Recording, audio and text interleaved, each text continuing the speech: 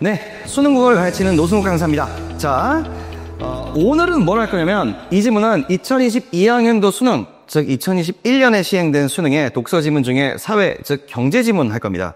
바로 그 유명한 브레턴 우즈 체제와 기축통화, 환율 지문이에요. 그래서 뭐 거의 수능 30년 역사상 최고 난도 지문이다라고 손꼽히는 지문으로서 정말 유명하지만 훌륭한 지문이에요. 그래서 이거에 대해서 철저하게 분석을 해드리도록 하겠습니다. 이게 2022학년도 수능에 있는 문제고요. 그래서 이거를 다운받아서 인쇄해서 풀어보시고 제 해설 강의를 들으셔도 되고요. 제 수능반 2025년 수능반에 있어서 수능국어 총론 1권에 68페이지에 있는 내용이니까 관련해서 참고하셔도 좋을 것 같아요. 자, 일단 독서에 대한 이야기를 좀 들어볼게요. 독서 어떻게 하면 잘하죠? 즉 비문학, 수능 비문학 어떻게 해야 잘하는 거예요? 자, 여러분, 독해력은요 기본 지식이 결정해요. 즉 사람들은 뭐 배경 지식이라고 얘기하기도 하더라고요. 자, 우리가 뭐 낯선 문장을 멋지게 읽는 저는 그런 거 없다고 생각해요. 결국 수능을 초등학생, 중학생이 풀기 힘들어하는 건 그만큼 머리에 든 게 적기 때문이에요. 이 영상을 보는 고3 왼수분들보다 머릿속에 든 게 적기 때문이에요. 여러분들은 고등학교 과정을 이수했고 알게 모르게 고1, 고2, 고3 내신하면서 똑똑해졌어요. 지식이 많아졌다고요. 특히 탐구 영역 공부하면서 그게 수능을 위한 탐구든 내신을 위한 탐구든지 간에 사회과학, 그죠? 그래서 그렇게 여러분이 공부를 해왔기 때문에 여러분의 기본 지식이 증가한 상태고 그래서 글들이 읽히기 시작하는 거죠. 자, 근데 수능국어 독서 영역은 고등학교 졸업 예정자, 즉 고3 졸업 예정자 순에 인문사회 과학 지식을 알 것을 전제합니다. 즉 여러분 이런 거 있죠. 나는 예를 들면 생명선택자야. 그래서 생명 관련 지문 나오면 기분이 좋거나 잘해. 훌륭합니다. 다만 그렇다고 해서 철학 지문 나오면 싫어. 이러면 안 된다는 겁니다. 반대로 문과나 예체능 분들도 내가 사회탐구 선택관 과목에 관련된 지문이 나오면 편해. 당연하죠? 야, 난 과학기술 경제 싫어. 안 됩니다. 그러면 안 돼요. 즉 우리는 대학에 들어가기 위해서는 결국 종합 교양 지식인이 되려는 노력을 수능국어에서 보여줘야 돼요.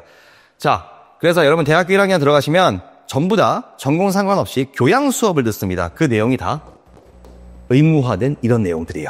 이걸 이수해야 대학 2학년 넘어가면서 전공을 듣는 거죠.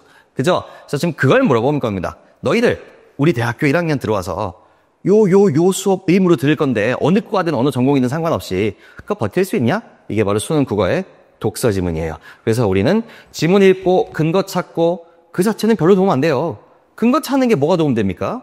그러니까 100이 있다면 근거 찾기 정도는 5 정도 도움밖에 못 줘요. 95의 도움은 정말 그 지문을 읽어 내려가면서 본문 독서하는 것 그 자체를 엄청나게 시간 투자를 하면서 남한테 설명할 수 있을 정도까지 보면서 설명할 수 있을 정도까지 그 지문을 샅샅이 읽어가면서 그 지문의 인문사회 과학 지식을 그래도 경험해보고 읽어보면서 고민해본 흔적들이 누적되면 그러면 독해력이 오르는 겁니다. 그죠? 뭔가를 외우라는 얘기가 아니라 수능 지문을 통해서 나름대로의 학습 독서 경험을 해보라는 거죠. 자, 수능평가원 교육청 등등의 지문을 통해서요. 결국 독서 지문 독해력을 기르고 싶다면 철학, 경제법, 몰라생지, 지는 이제 주로 천체 정도의 주요 주제에 대한 학습 경험이 필요한 거죠. 뭘로요? 따로 탐구를 공부하는 게 아니라 뭘로? 기출지문으로요. 그죠? 그런 걸로 따로 학습해 가시고 거기 나오는 개념들도 가능하면 기억하려고 노력하십시오. 그냥 버리는 게 아니라 근거 여기 있네 끝 이런 게 아니라 나오는 경험들을 최대한 기억하고 이해하려고 노력하세요. 그러면 여러분은 거의 모든 지문에 대한 친숙성이 올라가고 웬만한 1, 2문단을 다 읽어낼 수 있게 됩니다. 특수주제는 3, 4, 5문단, 6문단에 나오겠죠.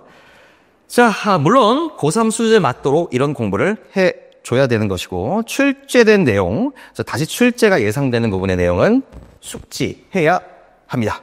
자, 이제 해설을 시작해 보도록 하겠습니다. 2022학년도 수능에 우리 기축통화 환율, 그 유명한 브레턴 우즈 체제에 대해서 해설을 합니다. 자, 여러분들은 이 해설을 접하는 여러분들은 미리 풀어보고 여러 번 읽어보고 노력해보고 이해하기 위해서 그리고 문제까지도 풀린 상태에서 이 영상 보시는 겁니다. 알겠죠? 자, 제 수업 들어서 이 책이 있는 학생들은 책을 참고하시면 되고 그게 아니라 그냥 자신이 궁금했던 것 때문에 자습 용도로 보시는 분들은 인터넷에서 다운받아서 기출 문제를 풀어보고 시청하시기 바랍니다. 자, 한번 개념부터 볼게요. 기축통화는 국제거래의 결제 수단으로 통용되고 환율 결정의 기준이 되는 통화입니다. 근데 1960년 트리핀 교수는 브레턴우드 체제에서 기축통화인 달러와의 구조적 모순이 있대요. 이게 뭘까요? 한 국가의 제어할 서비스 간의 수출입 간의 차이인 경상수지. 자, 개념 나왔습니다. 자, 경상수지가 뭐라고요? 경상수지는 한 국가의 제어할 서비스 수출입 간의 차이입니다. 이게 바로 경상수지예요. 즉, 수출입 간의 차이가 경상수지고 만약에 수입이 초과하면 그거를 적자라고 하고 수출이 초과하면 그거를 흑자라고 한다. 여러분, 이거 알고 있죠, 사실은. 적자랑 흑자를 처음 듣는 사람은 고3 N수 중엔 없을걸요? 그죠? 그러니까 결국 요 정도 수준이 아니라 몇몇 경제, 법, 철학, 과학의 단어들은 미리 알고 있어야 되죠. 수입 수출을 만약에 처음 듣는 학생이면 이 세 번째 줄에 있는 문장 가지고도 이런 거구나라고 막 깨닫고 있어야 되잖아. 근데 우리는 문제는 80분 안에 풀어야 돼요.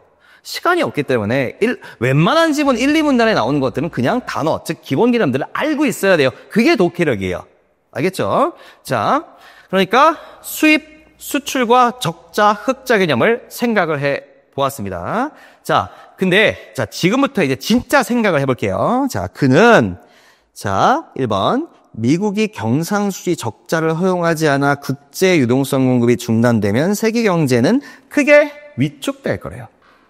이걸 보고 그냥 그렇구나 하고 넘어가면 그 공부 잘못하는 겁니다. 자, 지금 저는 시험 현장에서 푸는 법을 알려주는 게 아니라 즉 다 풀고 본인의 것으로 만드실 때 과정을 그대로 보여드리고 있는 거예요. 이걸 보고 그렇구나 하고 넘어가면 절대 안 됩니다. 그거 공부 아니에요. 그러니까 등급이 안 오른 거예요. 자, 생각해야 됩니다. 생각. 자, 미국이 경상수지 적자를 허용하지 않으면 왜 국제 유동성 공급이 중단돼요? 를 생각해야 된다고. 자, 생각해 볼게요. 먼저 근데 알아야 될 개념이 있어요. 여러분, 유동성이 뭔지 아세요? 물론 밑에 나와 있어요. 읽어보셨으면 그 다음 문단에 나와 있는 거 아실 건데 유동성 이미 알고 있어야 돼요. 유동성이 영어로 하면 liquidity예요. liquidity, 즉 액체 같다고요. 액체성. 무슨 얘기냐? 즉 뭔가의 자산을 현금화하기 쉽다는 얘기가 유동성이고 그래서 경제학에서는 그냥 현금으로서 얘기를 해요. 그래서 여러분은 맞아, 유동성은 현금 또는 화폐 그 자체였지라는 걸 사실은 밑에 설명이 있긴 한데 미리 알고 있었어야 됩니다. 이 정도는 고3이라면. 자, 좋아요. 근데 경상수지 적자를 허용하지 않아? 그러면 왜 유동성, 즉 화폐 공급이 중단돼요? 생각. 미국이. 자, 여러분, 미국이 수지 적자를 허용하지 않는데요. 자, 여러분, 미국이 적자를 허용하지 않는데요. 이건 뭐죠? 너무 쉽지만 흑자죠. 흑자 뭡니까? 수출이 정말 위에 나온 대로 수출이 수입보다 많은 거죠. 자, 생각해 볼게요. 내가 미국이에요. 내가 미국인데 너희가 지금 영상 보고 있는 그건 제 수업 듣고 있는 이 많은 학생들이 여러 나라예요. 내가 지금부터 너희한테 수출을 할게. 수출 막 이것저것 했어. 막 전기자동차도 팔고 휴대폰도 팔고 엄청나게 수출을 하고 있죠. 미국이 너희들한테 수출을 하고 난 뭘 받겠니? 달러 받겠지, 니들한테. 그지? 그럼 전 세계 달러가 누구한테 오니? 나한테 오겠지. 미국한테 오겠지. 미국한테 오기 때문에 전 세계의 달러가 줄어들겠지. 다 미국 안으로 오니까. 이해됐어요? 그러다 보니까 국제 화폐, 즉 달러 공급이 중단 또는 줄어드는 거야. 이해됐죠? 그러니까 이런 생각까지 공부할 때는 연구하고 가셔야 독해력이 되는 거야. 자, 그래서 흑자를 하게 되면 미국이 자꾸 흑자를 내잖아? 그럼 어떻게 된다고? 자, 유동성 공급이 문제가 생깁니다. 중단될 수 있대요. 좋아. 그리고 이제 다음 문장 읽어볼게. 반면, 자, 2번입니다. 적자 상태가 지속돼 과잉 공급되면 신뢰도가 저하되고 여러 문제가 생긴대요. 이거 왜요? 생각. 자, 간다. 2번. 미국이 이번엔 적자를 하겠대. 적자 상태가 지속되면 뭐가 많은 거야? 수입이 수출보다 많은 거야. 자, 이러면 어떻게 될까요? 자, 내가 역시 미국이야. 너희들한테 내가 수입한다. 수출보다 수입을 더 많이 한다. 그럼 너희 다양한 나라의 물건들 내가 사면서 뭘 줄까 내가? 달러 주겠지 너희들한테. 그럼 너희들은 달러가 많아지고 난 달러 없어져. 즉 나를 제외한 미국인 나를 제외한 전 세계는 달러가 많아져. 달러 공급이 증가하겠지 전 세계. 맞죠? 유동성 공급이 증가하겠죠. 그래서 이렇게 되면 달러가 여기 나와 있는 것처럼 달러가 이제 과잉 공급되는 거야. 맞지? 달러 과잉 공급되는 거지? 근데 이렇게 되면 뭐라고? 신뢰도가 저하한대요. 신뢰도. 즉 그래서 여러분 아셔야 될 게 신뢰도가 저하한다는 건 많아져서 과잉 많아져서 가치가 떨어지는 거. 이거를 신뢰도가 저하한다라고 같이 잡고 가시면 될 것 같아요. 이게 알아두시죠? 신뢰도가 저하한다는 건 너무 많아져서 가치가 떨어지는 거라고 미리 알았으면 좋겠어, 나 솔직히. 알겠죠? 하지만 이걸로 충분히 알 수 있죠? 이 문장으로 어떤 맥락인지. 즉 무슨 얘기야? 왜 이게 구조적 모순이야? 적자가 아니고 자, 왜 이게 구조적 모순이야? 흑자를 내든 적자를 내든 이래도 문제 그리고 저래도 문제다. 그런 의미에서 구조적인 모순이 있다라고 보시면 되는 겁니다. 자, 됐고요. 이래도 문제, 저래도 문제. 흑자든 적자든 적자든지 간에 그걸 좀 잡아줬으면 좋겠고 자, 이제 다음 문단으로 갈게요. 이러한 트리핀 딜레마는 국제 유동성 확보. 자, 이게 무슨 말이야? 국제 유동성 확보. 이게 바로 달러 확보죠. 달러가 모자라 그래서 확보해야 되는 문제가 생기는 경우도 있고 또 달러의 신뢰도. 이건 뭐야? 달러화가 너무 과잉됐을 때의 문제죠. 그래서 너무 과잉됐을 때와 아니면 모자랄 때의 이 모순 문제다. 그게 바로 이 딜레마다. 그죠? 그래서 미국이 수입을 많이 해도 불안하고 수출을 많이 해도 불안한 거야. 둘 다 문제인 거야. 그래서 이제 그리고 나서 이제 이 문단에 국제 유동성이란 하고 즉 이게 달러야 라고 규정을 해주는데 사실 미리 알고 있어야 된다 라고 말씀드릴게요. 자, 이제 근본인 체제에서는 금이 국제 유동성의 역할을 했으며 각 국가의 통화 가치는 정해진 양의 금의 가치에 고정되었다. 그래서 이에 따라 국가 간의 통화의 교환 비율인 환율은 환율은 국가 간 통화의 교환 비율이구나. 인데 당연히 알고 있어야죠. 환율은 자동적으로 결정되었다. 자, 요걸 한번 제가 그림으로 나타내 보겠습니다. 자, 기억. 근본위 체제입니다. 근본위 체제. 자, 근본위 체제는 무슨 말이야? 금이 있어요. 금이 바로 국제 유동성의 역할을 했대. 즉 교환의 표준인 거야. 그래서 이게 이제 각국의 화폐. 예를 들어볼게요. 한번 나라를 세 개로 정해 볼게요. 달러, 원, 그리고 엔. 요 세 개의 교환 비율이 어떻게 돼 있다고요? 이렇게 고정돼 있다. 그죠? 각 국가의 통화의 가치는 정해진 양의 금의 가치에 고정돼 있다. 그래서 환율이 자동 결정됐다. 왜요? 왜 자동 결정돼? 즉 교환 비율이 1대 몇 정해져 있겠죠. 그렇게 되면 그 1을 매개로 화폐 간 교환 비율을 우리가 계산해낼 수 있잖아. 그죠? 그러니까 뭐 요런 교환 비율이나 나라가 3개밖에 없으니까 요런 3개의 교환 비율 이게 바로 이런 환율이 자동 결정되겠죠. 왜? 고정돼 있으니까. 그죠? 이게 기억의 얘기입니다. 자, 니은 볼게요. 브레튼 우즈 체제에서는 국제 유동성으로 달러화가 추가되어 금환 본위제가 되었다. 금뿐만 아니라 달러까지 국제 유동성, 즉 기축통화로 쓸 수 있구나. 그래서 이 체제는 금태환 조항에 따라 언제나 미국이 금을 바꿔줘야 되는데 1온스당 35달러를. 그래서 다른 국가들은 달러의 자국 통화의 가치를 고정하고 달러로만 금을 매입할 수 있었다라고 나와 있습니다. 요거 한번 역시 정리해 볼게요. 니은 브레튼 우즈 체제. 브레튼 우즈 체제는 먼저 금에 뭐가 고정돼요? 금에 달러가 고정됩니다. 달러가 고정되는데 뭐 교환 비율은 뭐 중요하진 않지만 1온스 대 35달러야. 그래서 이게 뭐라고요?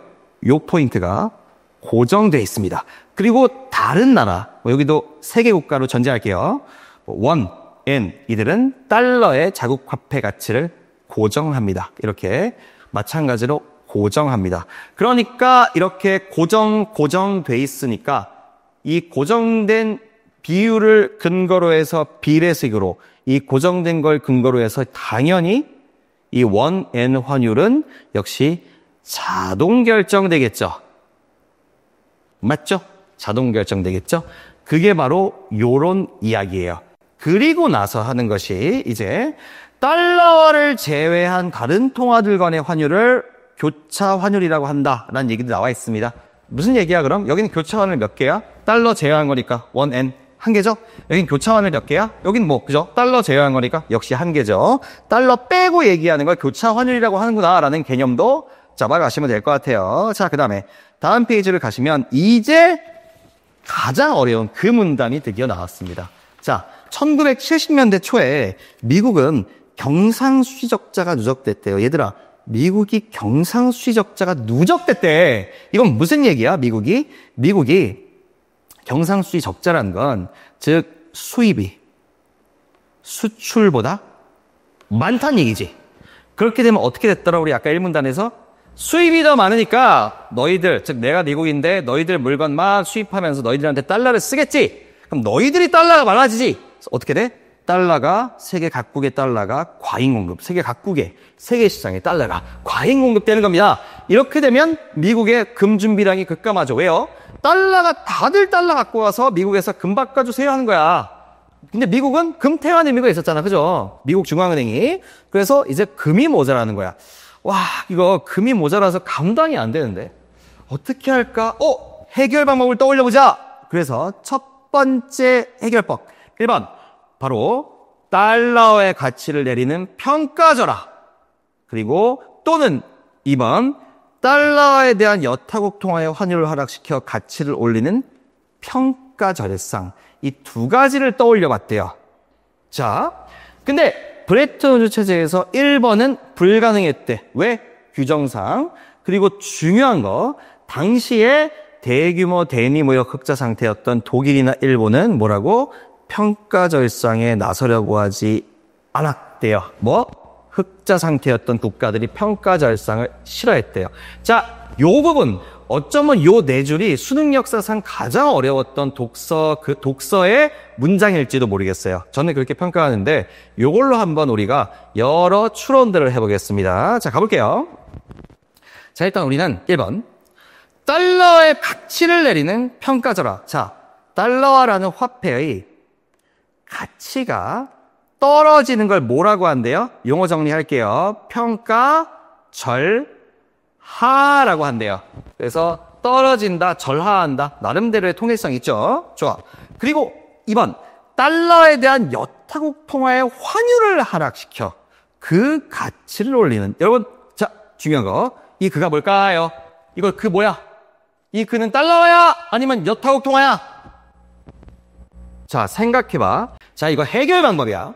이 해결 방법이 달러의 가치를 내리는 거 하나 있고 동시에 이게 달러라면 달러의 가치를 올리는 게 되는 거잖아. 어떻게 달러의 가치를 내리는 거랑 올리는 게 동시에 해결법이겠어. 말이 안 되잖아.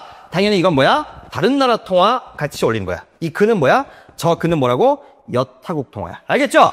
자, 그럼 가볼게요.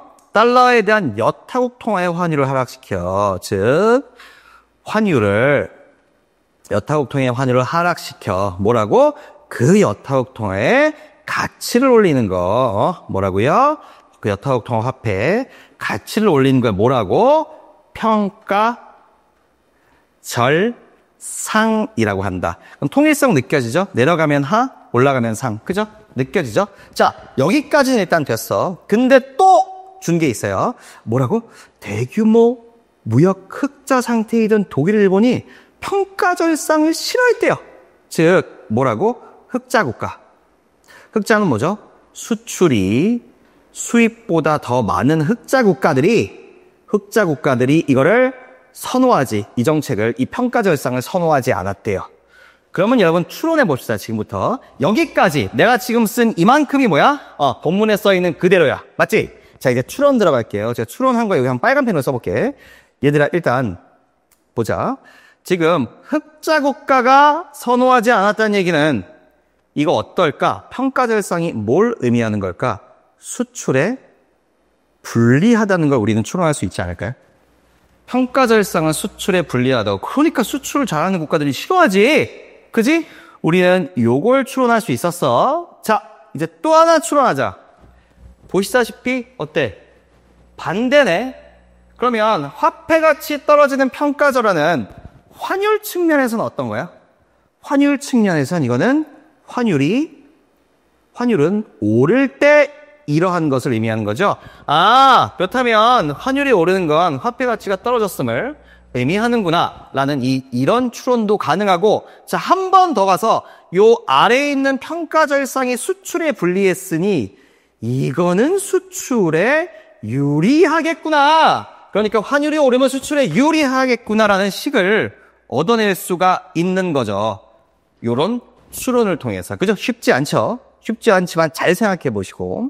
자, 근데, 자, 이제 계속 읽어갈게요. 이 상황이 유지되기 어려울 것이라는 전망으로 독일의 마르크화와 일본의 엔화에 대한 투기, 즉, 이 상황이 뭐야? 평가절상에 나서려고 하지 않는 상황이 어려워질 것 같대. 그 얘기는 뭐예요? 즉, 이게 유지되기 어렵다는 얘기는 결국에는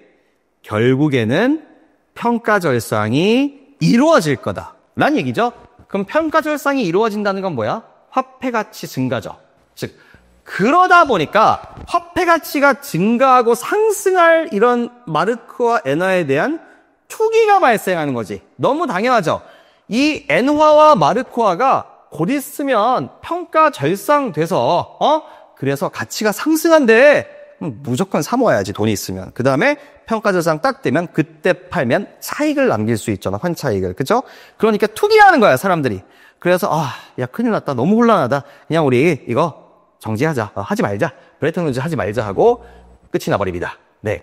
그리고 나서 브레튼 우즈 이후에도 달러화가 기축통화 역할은 하고 있다 라면서 이제 지문이 끝이 나게 되죠.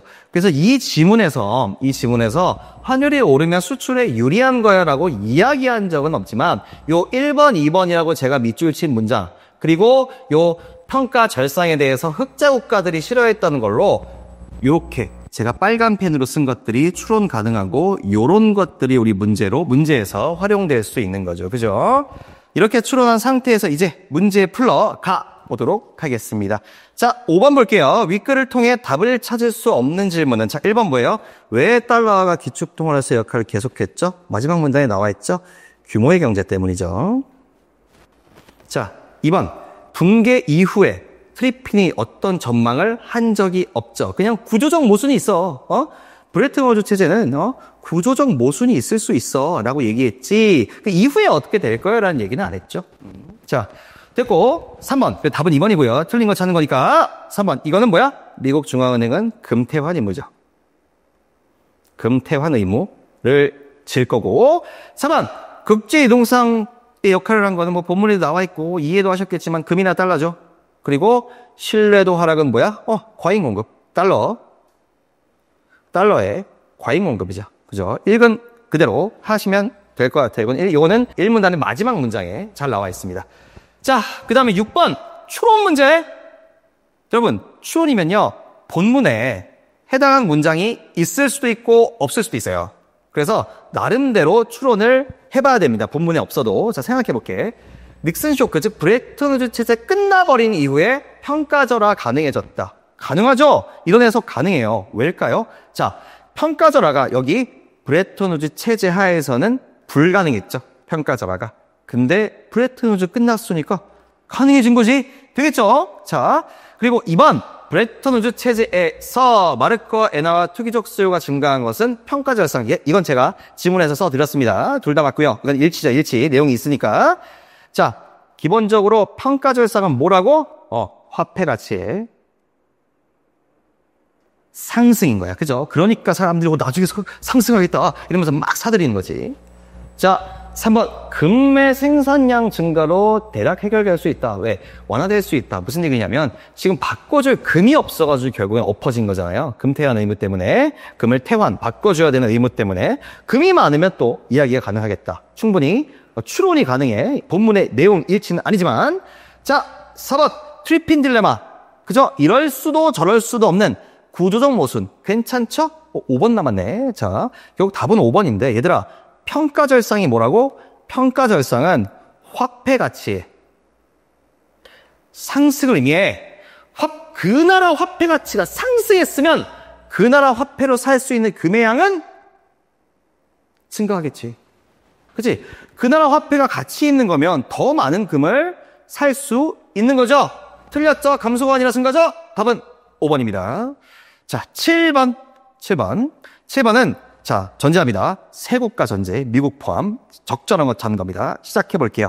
자, 제가 바로 해설하기 위해서 이렇게 밑에다가 필기는 좀 해왔습니다. 이거 보면서 비교하면서 한번 증명해 볼게요. 갑니다. 기억에서 자동적으로 결정되는 환율의 가지수 몇 개일까요? 하나, 둘, 셋. 맞죠? 그래서 기억에서 자동적으로 결정되는 환율의 가지수는 3개. 여러분도 복습할 때 잘 개수가 맞게 증명이 되는지 보시라고 다 써드릴게요. 자, 근데 금의 자국 통화의 가치를 고정했어. 몇 개야? 이 기억에서. 하나, 둘, 셋, 3개죠? 역시 이들도 3개야. 적은 게 아니라 같아요. 자, 2번은 니은이 붕괴됐어. 이게 붕괴된 이후에도 달러가 여전히 기축통화라면 현실처럼 니은에 비해 교차환율의 가지수는 적어진다 나와 있는데 교차환율이 뭐더라? 교차환율 뭐였어? 즉 달러 제외한 환율의 개수. 근데 브레톤 우즈 체제가 붕괴하고도 달러가 기축통화라면 결국 이거죠. 그냥 여기만 지운 거지. 맞지? 여기만 지운 거잖아. 결국 똑같아요. 똑같기 때문에 다 우리 교차환율의 가지수는 이렇게 1개입니다. 1개. 달러를 제외한 환율의 개수는 둘 다 1개예요. 그래서 둘 다 1개이기 때문에 적어진다가 아니라 역시 1개로 같다라고 보시면 되고 3번 디귿에서 국가수가 하나씩 증가할 때마다 환율의 전체 가지수 갑니다. 디귿은 완전히 기축통화가 없을 때죠. 디귿 보겠습니다. 디귿 예시 있는데 어떠한 기축통화도 없이 자 하나씩 증가시켜 볼게요. 원래 나라 3개일 때 환율 몇 개입니까? 하나, 둘, 3개. 맞지? 이제 나라 하나 증가시킬게. 유로 넣었어. 유로화 넣었어. 몇 개 증가해? 하나, 둘, 셋. 원래 있던 나라 수만큼 증가하네요. 3개 증가했네. 즉 환율이 하나씩 증가한 게 아니라 원래 있던 나라 숫자만큼 증가한 거야. 맞지? 그래서 이것도 틀렸어. 자, 그리고 4번. 자동적으로 기억에서 니은으로 바뀔 때 자동적으로 결정되는 환율은 지금 몇 개였어요? 환율 자동 결정. 하나, 둘, 셋. 맞죠? 3개였죠? 여기 환율 자동 결정 몇 개야, 니은? 하나죠? 그러니까 많아지는 게 아니라 3개에서 1개로 적어지는 거죠. 자, 또 5번 남았네요. 자, 5번 답이겠죠. 교차환율 뭡니까? 즉 달러 제외한 환율의 개수. 여기 몇 개야, 니은에서? 하나는 디귿에서 생기는 환율의 가지수. 디귿에서 생기는 환율의 가지수는 여기서 유로 없는 거죠. 그리고 요거 환율 몇 개야? 3개죠. 3개니까 즉 이거 뭐야? 1개는 디귿 가지수. 1개는 3개보다 적다. 너무 맞는 말이죠. 그죠? 그래서 답이 5번 되겠습니다. 자, 이제 마지막 문제죠. 마지막 문제인 우리 8번 문제 갈게요. 자, 기축통화의 우리 이제 마지막 보기 문제인데 상당히 어렵습니다. 지금 기준을 줬어요. 기축통화가 A국이야. 기축통화가 A국의 화폐입니다. 근데 이러한 문제가 있었대. 그래서 어떤 결론을 냈어요? 이러한 문제를 해소하고 싶어서 A국은 힘이 있으니까 기축통화국이니까 개입을 합의해서 A국 통화에 대한 B통화 환율, C통화 환율이 50%, 30% 뭐라고? 하락시켰어. 자, 갈게. 자, 1번, 2번, 그리고 5번은 그 자체로 증명이 됩니다. 여러분, 신뢰도가 낮아졌다는 게 뭐죠? 신뢰도가 낮아졌다는 건 통화가 그 해당 화폐가 과잉 공급됐다는 거죠. 그죠? 1문단에서 했었죠. 과잉 공급됐다는 건데 통화 공급 감소랑 맥락이 안 맞지 않나요? 그죠? 그 자체로 증명 가능해요. 그죠? 말이 안 되는 겁니다. 모순이야. 첫 두 줄이 1번은. 자, 2번도 마찬가지야. 국제 유동성 공급량 증가라고 나오네요. 국제 유동성 공급량 증가. 근데 증가했는데 가치가 상승해요. 많아지면 어떻게 돼? 가치가 하락하죠. 증가하는데 왜 가치가 상승합니까? A국이 증가하는데 A국 통화가 증가하는데 A국 통화의 가치가 상승해요? 말이 안 되잖아. 모순이잖아. 본문 내용에 따르면. 그죠? 역시 모순이기 때문에 말이 안 돼요. 1, 2번 제끼십시오. 3, 4번은 제가 한 번에 증명해 드릴 거고요. 5번부터 갑시다. 지금 뭐 한 거죠? 이러한 문제 때문에 A국은 B국, C국 통화를 하락시켰어. 환율을. 그죠? 환율을 하락시켰는데 갑자기 보기와 충돌하게 완화 반환으로서 환율을 상승시키면 어떻게 해요? B국, C국. 특히 여기선 B국 통화를 상승시키면 어떻게 해요? 보기에선 지금 뭐라고 나와 있어요? B국, C국 환율 하락시키겠다고 해놓고서 여기에 상승하면 역시 보기랑 맥락이 안 맞지 않나요? 자, 3, 4번 나왔는데 봅시다. 지금 무슨 얘기냐면 보기의 얘기는 A국에 대한 B환율, C환율이 B국 환율은 50% 떨어졌고요. C국 환율은 30% 떨어졌어. 자, 상대평가야 환율은. 그죠? 자, 생각해볼게. B국이 50% 떨어지고 C국이 30% 떨어졌다면 그러면 누가 더 떨어진 거야?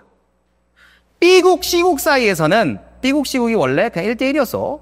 자, B국이 50% 떨어지고 C국이 30% 떨어졌다면 B국, C국 사이에서는 당연히 B국이 상대적으로 하락한 거고 C국은 덜 떨어졌으니까 상대적으로 B, C 사이에서 C국은 상승한 거지. 이해돼요? 그죠? 즉 A국이 B국 환율 50%, C국 환율 30% 떨어졌다는 얘기는 A국 빼고 B, C 사이에서는 바로 B국이 더 많이 떨어졌으니까 B, C 사이에서는 환율 하락, B, C 사이에서 C국은 덜 떨어졌으니까 환율이 상대적으로 상승한 거라고. 자, 됐어. 이제 3번 뭐라고? B국에 대한 C국 통화의 환율은 모두 하락했겠군. 아니죠? C국 통화의 환율은 보시다시피 상승했죠? 틀렸어. 4번 나왔네. 4번. 답이 4번인데 왜일까요? 왜 B국에 대한 C국의 경상수지가 왜 개선될까요? 자, 환율 상승하면 어떻게 되죠? 본문 갑시다. 아까 추론한 거 여기서 필요합니다. 환율 상승하면 어떻게 되죠? 수출에 유리해. 그치? 요 이번에 대한 평가 절상에 대한 반대 해석으로 환율 상승하면 수출에 유리하다고요. 수출에 유리하다는 얘기는 당연히 여러분 수출이 수입보다 잘 됐다는 얘기를 우리가 뭐라고 한다? 본문에서 경상수지가 개선되었다고 한다고요. 맞죠? 그래서 B국에 대한 C국은 환율이 상대적으로 B국에 대해 상승한 거니까 수출을 B국에 대해서 많이 잘할 거고 경상수지는 수출이 많아지면서 개선될 거다. 이렇게 해서 4번 증명이 되는 겁니다. 정말 어렵지만 하지만 여러분이 점수와 등급을 올리려면 이걸 앉아서 차분하게 고민해야 돼. 그냥 독서지문 많이 풀고 근거 여기 있네. 1등급도 1점도 안 올라요. 즉 이런 거 한 지문 두고 본문 자체를 남한테 설명할 수 있을 정도로 2시간이고 3시간이고 막 모든 문장들을 다 분석하고 학습하는 것. 그게 바로 독해력을 올리는 글이에요. 그러면 이런 경제 지문이 나왔을 때 안 낯설 거 아니야. 겁이 안 날 거 아니야. 그런 아이들이 수능을 잘 보는 겁니다. 이거 나왔어. 어떡하지? 그럼 망하는 거지. 수능은 기세인데. 그죠? 그러니까 이런 것들을 잘 분석하시되 또 여기서 끝내는 게 아니라 제가 말씀드렸죠. 얘들아. 즉, 이 지문을 근거 찾고 됐어. 절대 그게 아니라 여기에 나오는 지식들을 정말로 학습 경험으로서 가지고 가셔야 돼. 내용을 기억해야 돼. 그러니까 암기는 절대 아니고요. 근데 암기하는 얘기가 아니라 이 내용들을 어느 정도는 기억을 해 두셔야 이 나중에 낯섦이 덜어질 거 아니야. 그죠? 그게 제일 중요한 거야. 진짜 교양인이 돼야 돼. 자, 처음 봤어? 그거는 고등학생이 고3이 아닌 거야. 알겠죠? 자, 처음 봤더라도 잘 풀 수 있게 되려면 이런 것들을 잘 알고 있어야 됩니다. 기억하시고 본문 읽고 풀어봤던 경험들을. 그래서 여러분 여기서 그냥 잘 증명됐어가 아니라 정말 환율에 대해 이해하고 가시는 거야. 알겠죠? 정말로 환율에 대해 이해하고 가시는 거라고. 이게 올바른 독서 공부법이야. 그 자체로 똑똑해지시라고요. 적어도 사회, 경제, 철학 지문 그리고 과학 지문 정도. 그래서 그 정도는 여러분이 내용을 좀 이런 거구나라고 한번 되새겨보고 가시라고. 근거 여기 있네 이러고 끝내지 말고. 자, 갑니다. 여러분, 우리 1달러당 1,000원의 환율로 교환되고 있다고 치자. 그때 어때요? 10,000원인 상품을 우리가 얼마에 수출할 수 있을까? 1달러당 1,000원이면 우리 10,000원짜리를 수출할 때 해외에서 10달러 주고 사겠지. 왜? 교환 비율이 1대1000이니까 10,000원짜리는. 맞죠? 이해됐죠? 우리가 10달러짜리 외국 제품을 얼마에 수입할 수 있어? 우리 얼마 들어요? 10,000원 드는 거야. 그죠? 10,000원을 10달러로 바꿔서 사오겠지. 외국에서 달러로 거래하니까. 그죠? 외국에서 달러로 거래하니까. 그죠? 요게 기준이라고 칩시다. 자, 이제 우리 환율을 상승시켜 볼게. 자, 환율이 상승하면 어떻게 될까요? 아까 나와 있는 내용을 써본 거예요. 환율의 상승은 화폐 가치 하락이고 평가 절하야. 근데 이해해 봅시다. 자, 화폐 가치 하락이에요. 왜? 환율 상승이. 자, 1달러를 살 때 우리가 1,000원만 있으면 됐다? 근데 이제 환율 상승해서 1달러당 2,000원 주고 사야 돼. 어때? 우리 원화가 이제 1달러 사는데 2배 많이 들게 된 셈이지. 그럼 우리 원화 가치가 절반으로 떨어진 거야. 우리 원화가 가치가 없어진 거라고. 그죠? 그래서 뭐 여러분 태어나기 전에 우리 1997년도에 IMF 사태라고 있었는데 그때 환율이 엄청나게 올랐어요. 왜? 한국이 채무불이행할 것 같으니까 한국의 화폐 가치가 계속 떨어진 거지. 그러니까 환율이 이렇게 올랐지. 자, 환율이 오르면 어떻게 될까요? 우리는 무조건 나쁜 것만 있는 게 아닌 게 10,000원인 제품을 수출하려고 하잖아? 예전에 10달러에 수출할 수 있었다? 근데 우리는 기업이 맘만 먹으면 똑같이 10,000원이니까 1달러당 2,000원, 즉 10,000원이니까 이거 5달러에 내놓을 수도 있겠지. 그럼 동질적 제품이라면 예전보다 반값에 세계시장에 풀 수 있는 거잖아. 그러니까 우리 좋은 상품을 싸게 팔 수 있네? 수출이 잘 되겠지. 다른 나라 제품보다 싼데 품질이 같거나 좋아. 당연히 수출이 잘 되는 거죠. 그래서 여러분 이렇게 수출 가격이 10달러에서 똑같은 10,000원짜리를 팔 때 국제시장에서 떨어뜨릴 수 있기 때문에 국제시장에서 가격 경쟁력이 오르는 거야. 즉 경쟁력이 좋아지는 거야. 그러다 보니까 환율이 오르면 기본적으로 이론적으로는 수출에 유리합니다. 다만 수입은 어때요? 우리가 이제 10달러짜리 사오려면 20,000원 내야 돼. 수입에는 불리하겠지. 당연히 반대 개념이겠죠. 그죠? 자, 그리고 근데 사실 우리나라는 그래서 환율이 오르면 우리나라 수출주도 국가니까 좋아요? 사실 아니에요. 왜? 우리나라에서 땅 파가지고 수출하는 게 아니라 우리 원자재를 수입해서 가동 수출하잖아. 그러니까 우리가 원자재 사올 때 겁나 비싸진다고. 환율 상승이 좋은 게 아니라고요. 자, 무조건 좋은 건 아니다. 근데 이론상으로는 이렇다. 자, 결국 결론이 뭡니까? 환율이 오르면 수출이 유리합니다. 됐죠? 환율이 오르면 수출이 유리해요. 자, 그럼 수입은 어때요? 환율 하락은 어때요?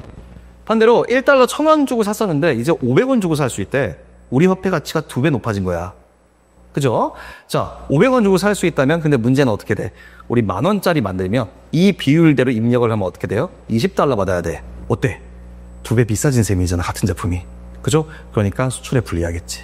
반면에 수입할 때는 우리가 10달러짜리 수입하려고 하면 그죠? 5,000원만 줘도 살 수 있으니까 수입할 땐 편하다고요.